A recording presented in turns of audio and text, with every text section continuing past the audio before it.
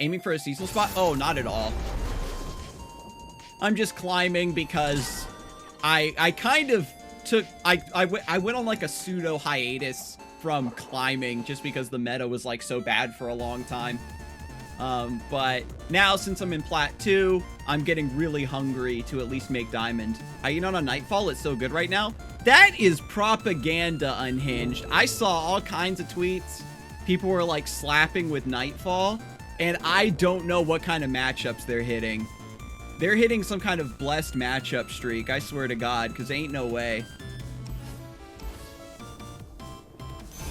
I think with a hand like this, we might want to keep Call the Pack.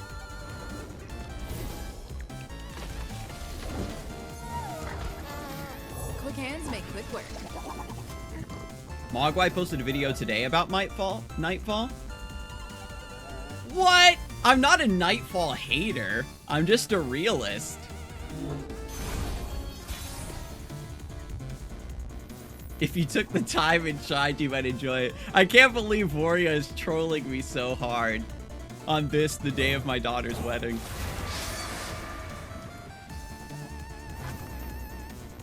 Steady now.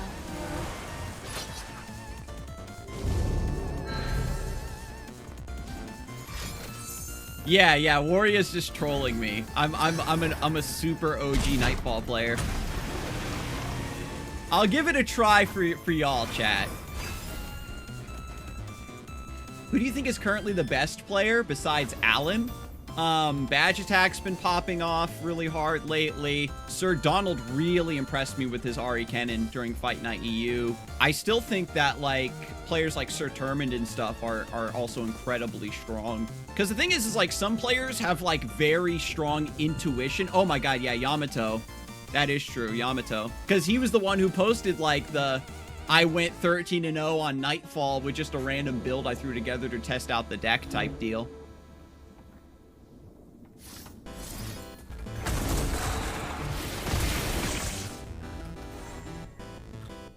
Okay, so we're gonna do Call the Pack to put REKSAI on top, and then Bloodbait to put a Snapjaw Swarm on top of that.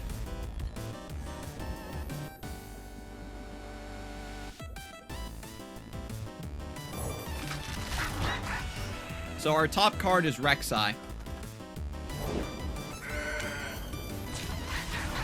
Watch your head.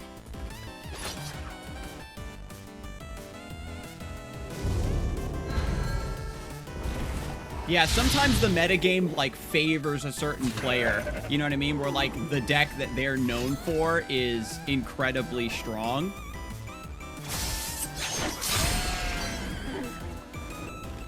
And so they get a lot of mileage out of that. But there's so many, like, strong players all across all the scenes. Scouts, yeah, caster gems. Like, when Scouts is good, you're the one who's always paving the way and telling everybody how Scout should be played and, like, what the matchup spreads are and what the new hot tech is for the list. I'm thinking if I want to go for the Snapjaw Swarm. I'm gonna Snapjaw Swarm here. Even though we already activated our Lurk proc, I want to see if I can force them to trade away this Dragon Chow. But they're not going to. They're being stubborn, so we get 3 extra damage there. I'm the number 4 Echo Zillion player in the world. Oh my god. To get out.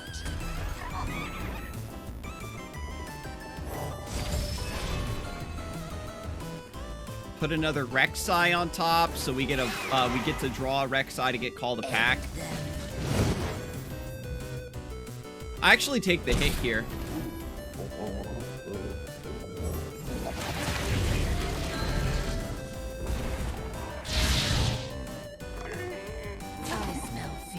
Ugh. Man, I don't like Echo Zillion. I'll play Zillion Zareth if I really want to swap to something. Witness my true power. Back when Shurima came out, I was the only player in the top 10 mono players that had a positive win rate. Wow, that's actually really good.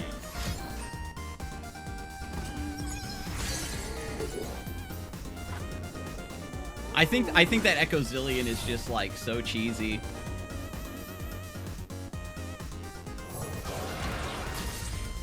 I mean, I like the idea of Echo, but the way that he's employed in that deck, just as, you know, you generate chrono breaks and that's it. I'm just like over it.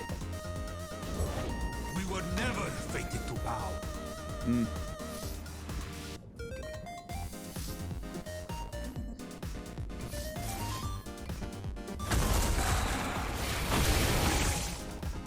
So I've got to just go for the swing here.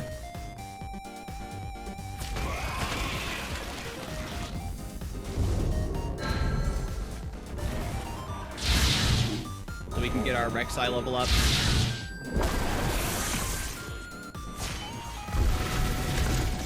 Pantheon's too power creep in my opinion.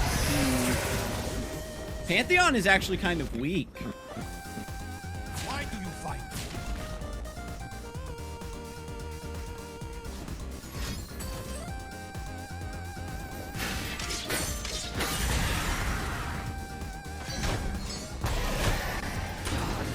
Yeah, a lot of decks are moving off of Pantheon, and they know that they realize that the dragon package is just stronger. I love doing this to people, where you throw down the Snapjaw Swarm and say, no, throw away that unit right now.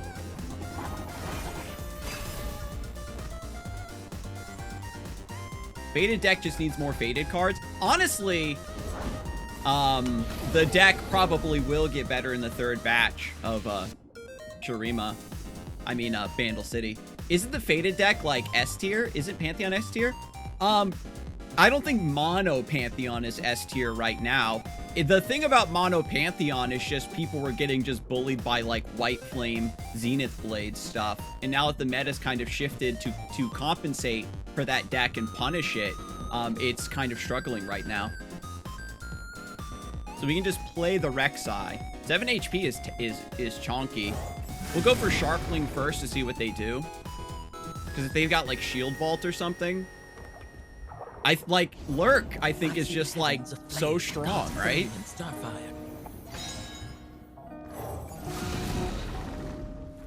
Because dragons are still on... Because, like, I don't think Saga Seeker's in this deck at all. Because they've gone back to relying on the dragon package.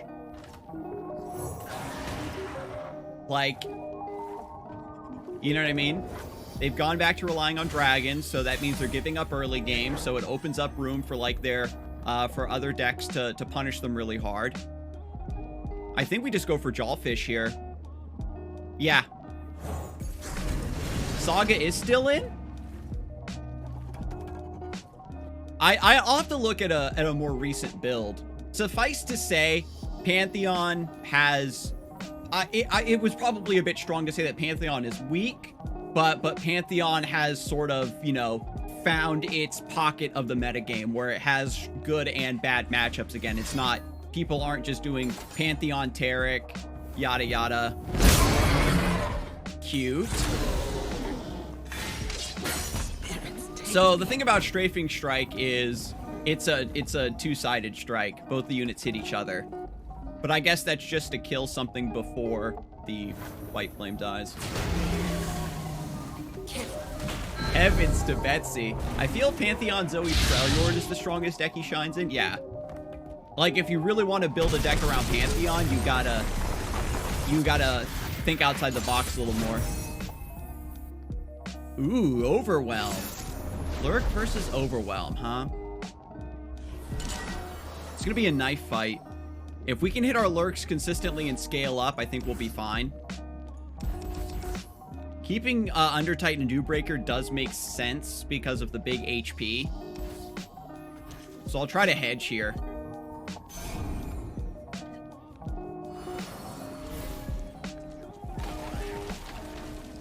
Snapjaw Swarm is cute.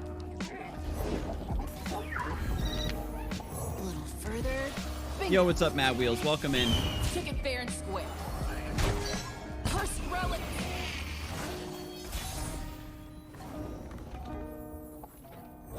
Chronomancer's a great top deck here. Snapjaw Swarm. We can always rely on you to keep us safe. Yeah, I don't know what's up with Twitch. Fight or die. It can be undone. I'll take everything. Just keep trading one for one. With the Snapjaw Swarm is about to come, we can really catch them off guard. All right, let's get lucky.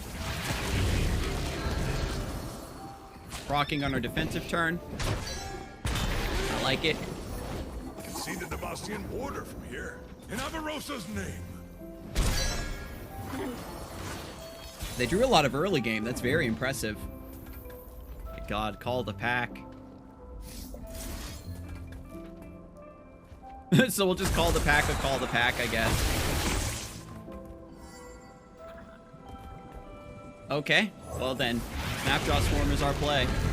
So they can trade here and then play Renekton or something and hit me. Alert the villain. Dodging all of our 1-drops. Having 1-drops to, like, fill out the rest of this curve would have been magnificent. Ooh, an Omenahawk hit Renekton. Very strong. They better open attack. Come on. Come on. You've got to open attack. They're worried about death from below. Oh, what? Yes. Are you kidding me?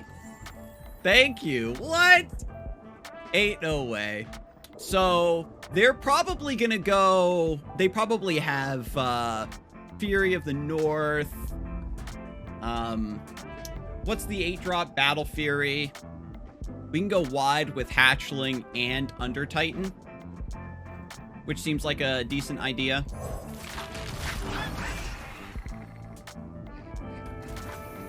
Troll Chance also kind of spooky.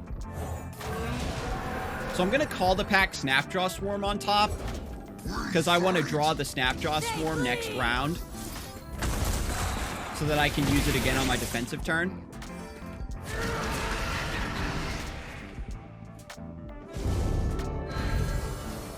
And again, all we're doing is just trying to force them to trade down. Because if they can't get a board to stick, then a lot of their, like, big finishers, like Battle Fury and stuff, don't matter as much. They're hesitating here, so no Troll Chant. You'll bleed. Maokai is probably very slept on. Are you just rocking like Maokai Bilgewater, just like a specific mill deck? Because deep is a bit fringe. I invested in Microsoft today, only partial, but I definitely plan on putting more in. Yeah, it's definitely a good call. They're making moves. I saw some speculations that the Microsoft acquisition was for the purposes of... We'll find our prey. Oh, yeah, to give extra attack. Okay. That the Microsoft acquisition was to kind of start building metaverse type stuff. It seems like such a gimmicky like idea to me, but I can't really be sure. So this level's Renekton. The sands of Shurima will be stained with blood. Mogwai was playing Maokai Spice. Again, proccing on our defensive turn here.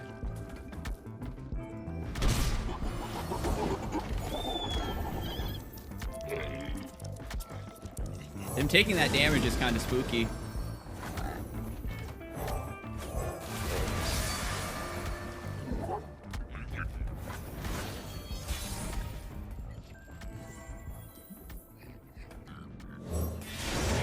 Just gonna slam the Doombreaker here. We have a second Snout. Yes, that's definitely Battle Fury, right? The funny thing is that the only card we would have to call the pack would be to put Waking Sands on top.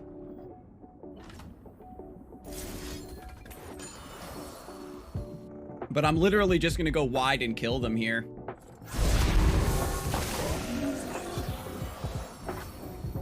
We don't even need to proc Lurk this round to kill them, right?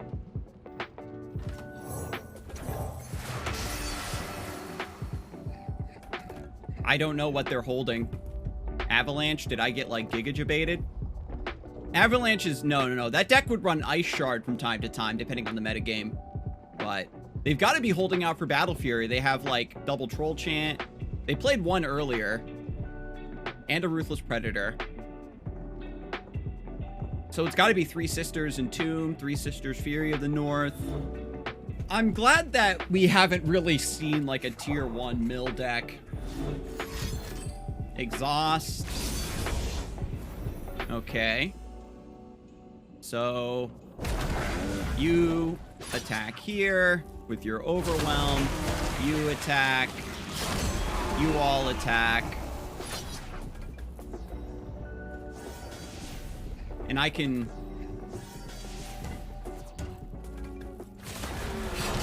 swap like that. Damn, and we get PYKE.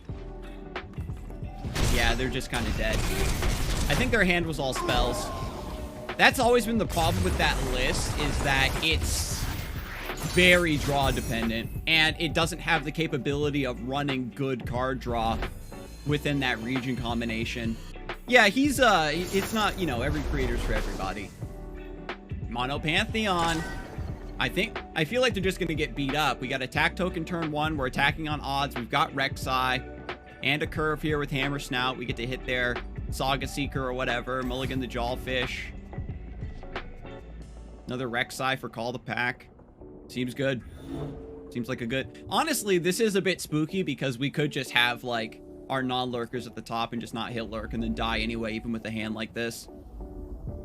You could even say it's correct to just throw the REKSAIs back in the deck to have a higher chance of them, you know, proccing.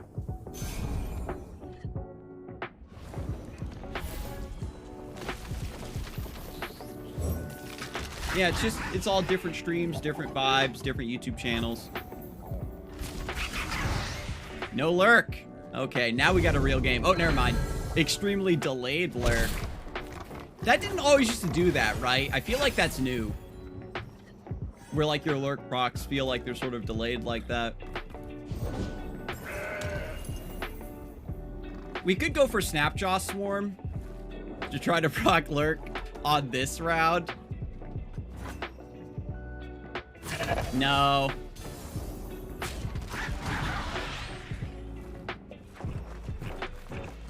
I didn't think they were going to attack the mountain goat. Now we can do it.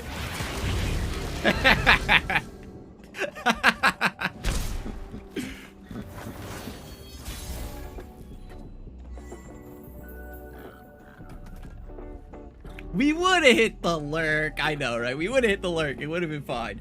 So I think we just play REKSAI here.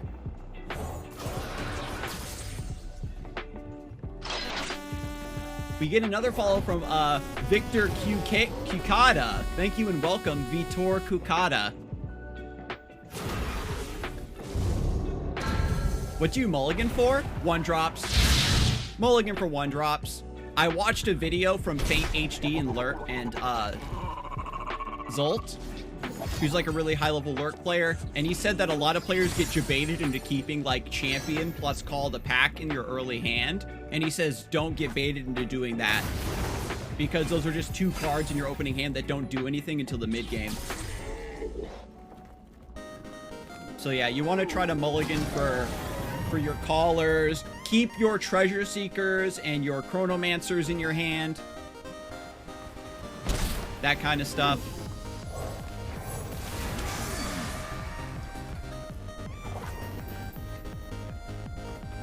I think I might just play another Hammer Snout here.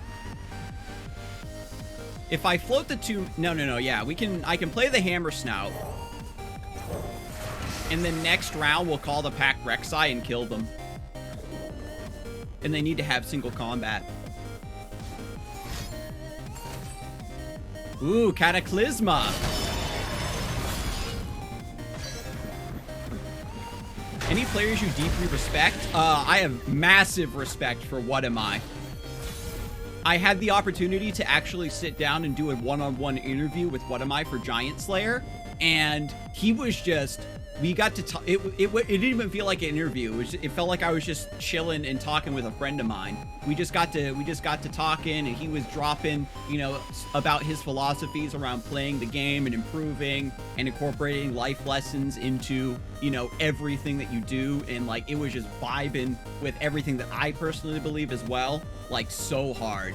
And like, What Am I? It would be, for me, one of the greatest like storylines of Runeterra for him to like take a seasonal and then like just skyrocket to the top of this game, because he's always like just such a solid player. It's just a matter of getting those wins to all come together at once. So definitely it's one of my most respected player off the top of my head. And also Mo. I actually do have a lot of respect for Mo. I love he's got that like that bad boy attitude that the game really needs.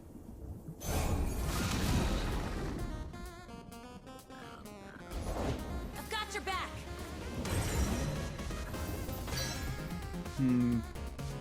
Do I just play REKSAI here then? If they have shield vault, it would be really bad for me.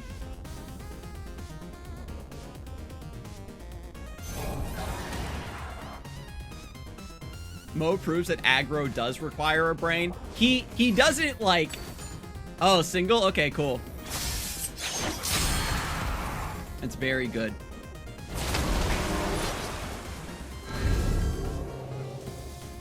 Again, we're just running our opponent out of cards, right? I think that Mo's, like, his style is very, like, nonchalant, but he uploads a lot of incredibly informative content to his YouTube channel. For those of you who don't know, he does, like, meta breakdowns and like, deck guides and stuff where you can get a little bit more of a glimpse that he is, like, he tries to set himself up as kind of this really, like, nonchalant, like, pseudo, like, cool meme guy, but he's operating on a very high level. Like when it comes to the way he evaluates plays and matchups and stuff. We get the follow from Medler. Thank you and welcome to the Knighthood. What's the name of the channel? I think it's just Mr. Emotional.